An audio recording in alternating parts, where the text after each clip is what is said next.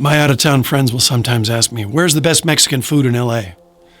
Well, in 1985, I worked in a lumberyard in south central L.A., serving the local contractors, hard-working crew. And one of the best yard guys was Eddie, who was always helpful, always upbeat. He'd come over the border 10 years before with nothing but determination, and he'd saved every penny and married a smart, thrifty woman, and together they'd bought an apartment building. It was an American success story. I mean, back then, it was hard, but you could actually do it. But a big local plant got shuttered, and a lot of Eddie's tenants lost their jobs and they couldn't pay rent.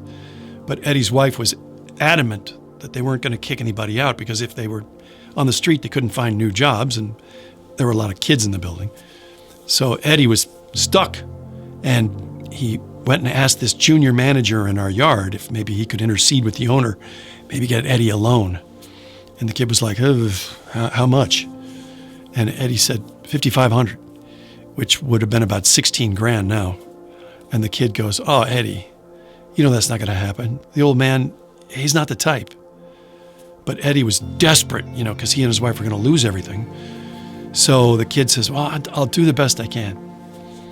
Well, the next day, I'm out by the mill, and the junior manager comes out and pulls Eddie aside and hands him this McDonald's bag filled with $5,463.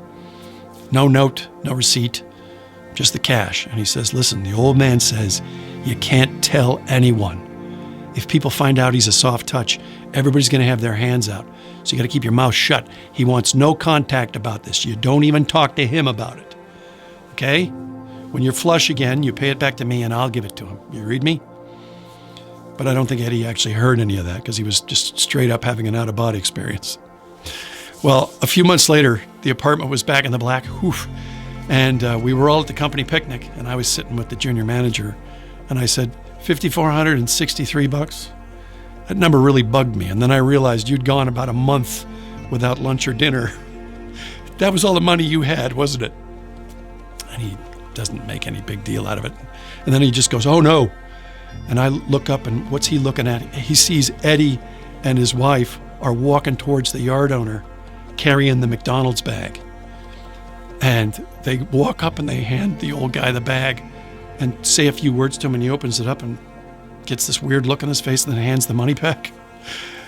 And Eddie and his wife suddenly look up and they lock eyes with the junior manager with this expression of sudden understanding. And I turned to this guy and I said, you know what? You're good people. And he goes, I didn't do it because I'm good people. I did it because they are. And I feel pretty confident in saying that guy got the best Mexican food in L.A. for probably the next 10 years.